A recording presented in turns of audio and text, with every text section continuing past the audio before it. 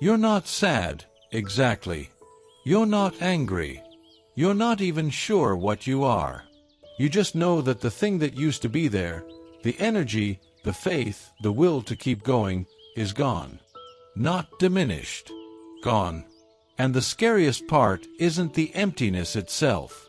It's that you don't know what comes after empty. If you woke up today with nothing left to give, not to God, not to anyone, not even to yourself, stay here. You don't need to be full to begin. You just need to be honest. And you already are. You know the difference between tired and empty. Tired has a cure. Tired can sleep, recover, reset. Tired still has something at the bottom of the tank. Some reserve you haven't reached yet. Some version of yourself waiting on the other side of a good rest. Empty is different. Empty is when you reach for that reserve and find nothing there. When you go looking for the part of you that usually rises to the occasion, and the room is dark and no one answers. You've been here for a while now. Longer than you've admitted out loud. You've been going through the motions with both hands, while the inside of you has been running on fumes so thin you can barely call them fuel. The smile that costs more than it looks like. The "I'm fine" that takes something from you every single time you say it. The prayers that feel like sending letters to an address you're no longer sure exists. And here is the part that no one talks about. The exhaustion of pretending you still have something to give. Because the world doesn't stop requiring things from you just because you've run out. The responsibilities don't pause. The people who need you don't disappear. And so you give what you don't have. You perform presence when you feel absent. You manufacture warmth when the inside of you is cold.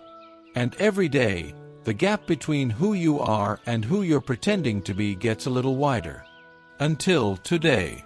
Today something shifted, even slightly, even barely, and instead of performing again, you came here. That was not a small thing. You didn't have to do that. Everything in you that is exhausted would have been justified in closing this, going through the motions one more time, waiting for a full tank that may or may not come. But something in you refused. Something that is apparently still alive under all the empty. And that something, that refusing, reaching, barely alive something, is exactly what God works with. Not the full. Not the strong. The last little bit that didn't give up. Here is something that changes everything, if you let it land. God has never needed you to be full before He fills you. That's not how this works. That's never been how this works. The filling doesn't come after you've gathered enough of yourself together. It comes into the empty. It has always come into the empty. The empty is not the problem. The empty is the point. Isaiah 41 verse 10 doesn't open with a condition.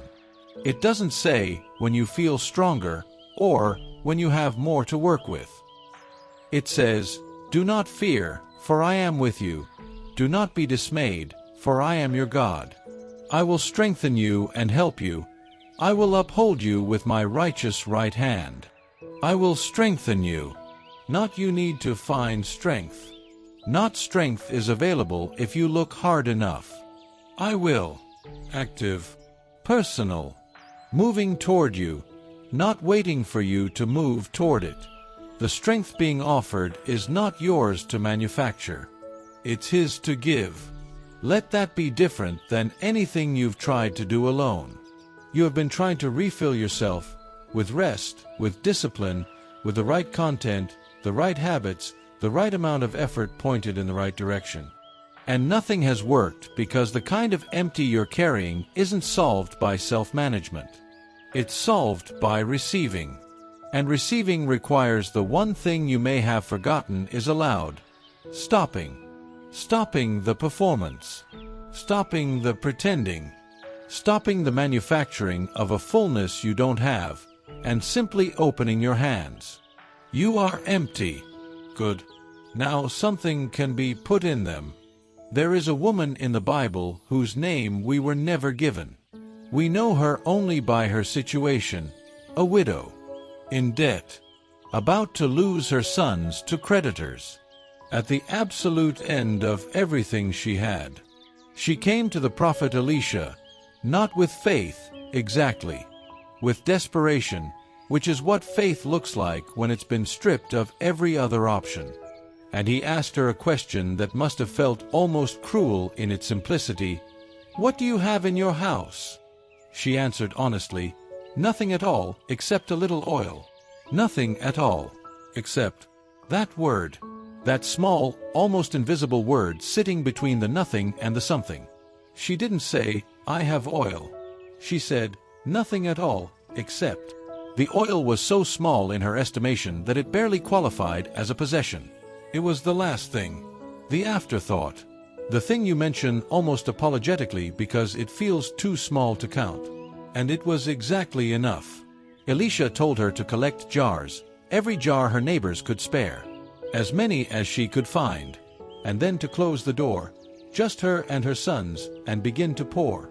And she poured into one jar, then another, then another. The oil kept coming, not from a large supply she hadn't noticed, not from some hidden reserve she'd overlooked, from the little bit, from the barely enough, from the nothing at all except. The oil stopped only when the jars ran out, not when her supply ran out, when the containers ran out. I want you to stay with that for a moment. The limitation was not what she had. The limitation was what she brought to receive it. You don't have to imagine what it feels like to come to the end of your supply and find nothing there but a little bit of something you almost didn't mention. You already know what it is to take inventory of yourself and arrive at nothing, except. The except is always smaller than it needs to be to matter. And it has always been enough. She didn't need more oil before the miracle began. She needed jars. She needed to prepare to receive something larger than what she could see in front of her. You are here. This, right now, is you collecting jars. The pouring hasn't stopped. You just ran out of containers. Open more. Here is what empty does that makes it feel permanent when it isn't. It removes your ability to imagine full. When you've been running on nothing long enough, fullness stops feeling like a state you can return to. It starts feeling like something that belongs to other people, people with more resources, more faith, more of whatever ingredient you seem to be missing. The empty becomes the baseline, the new normal, the ceiling of what's available to you. That is a lie, but it is a convincing one, because it's built from real experience. You have been empty. You have reached for more and found nothing. That happened. It's not a distortion, but the conclusion the emptiness draws from its own experience. This is permanent. This is who you are. This is all that's available. That part is not accurate. The widow didn't know the oil would multiply before it did. She knew only that she had a little, and she was asked to pour. The miracle was not visible before she acted on the instruction. It became visible inside the obedience. This is what the empty season is asking of you. Not more performance, not more effort, not more manufacturing of a fullness you don't have. Just one small act of remaining open. One jar collected. One moment, like this one, where you stop pretending you're full and simply come as you are, with a nothing at all except, and let that be offered. You don't have to be full to be filled. You never did. Let's slow down together. Not to fill yourself up by effort. That's the thing you've been trying, and effort alone cannot reach the kind of empty you're carrying. Just to open. Begin with your breath. Inhale, and notice that the air arrives without you having to generate it. Something is still providing what you need to survive, even when you feel like you have nothing left. Let that be the first small evidence. Exhale, and let the pretending go. Just for this breath. The performance. The "I'm fine." The posture of someone who has more than they have. Let it leave on the exhale and don't call it back. You don't need it here. Now, notice what is actually present. Not what you wish were there. Not what used to be there. What is here, right now, in the barely there, the almost nothing, the little bit of oil you almost didn't mention. Maybe it's the fact that you're still breathing. Maybe it's the something in you that refused to let today pass without reaching for this. Maybe it's just the ache itself, which proves, quietly, that something in you still cares enough to feel the absence. That is not nothing. That is the accept. Paul wrote these words for exactly the moments when the inside of you has run out of language.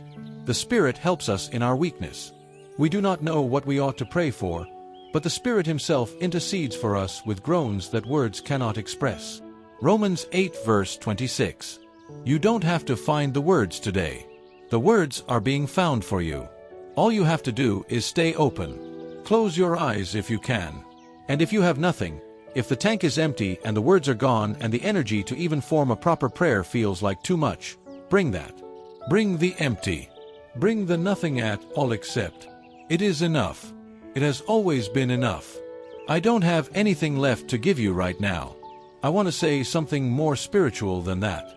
I want to arrive with the right words, the right posture, the right amount of faith arranged in the right order. But I've run out of all of that. So I'm just going to say the true thing. I'm empty. Not sad, not angry, empty. The kind of empty that doesn't have a dramatic story attached to it. Just the quiet, persistent absence of whatever used to be here. Whatever used to make me able to keep going, to feel something, to reach for you without it feeling like reaching into the dark. That's gone. And I don't know how to get it back.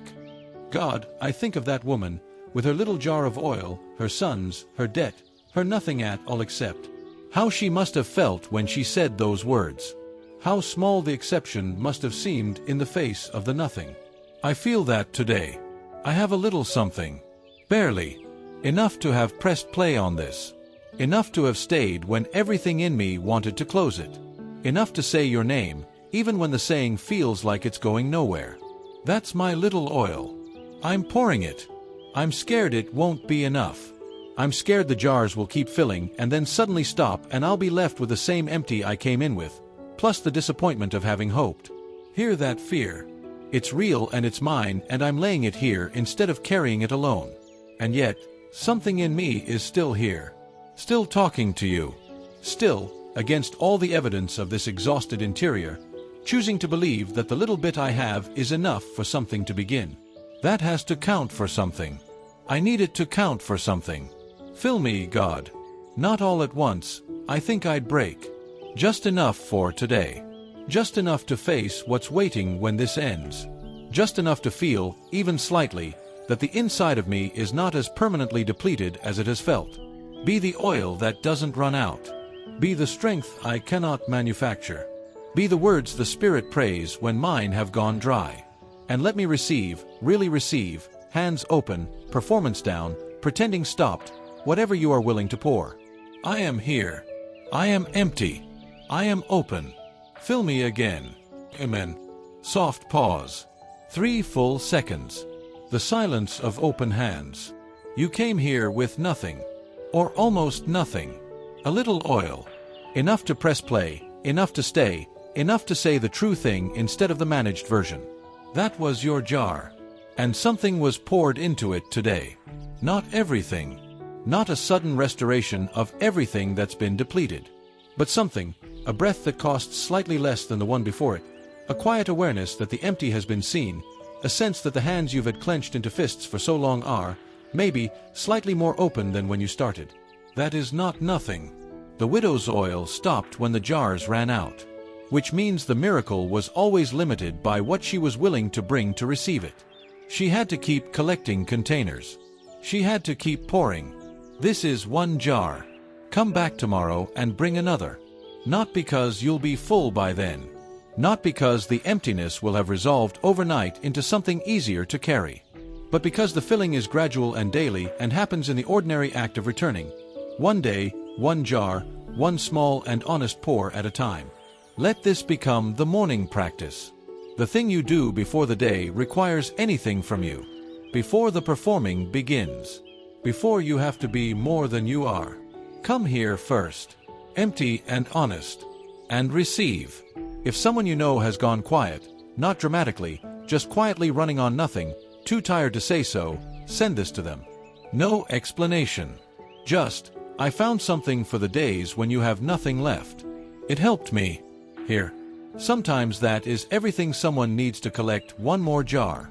Tomorrow will find you still here, still reaching, still enough.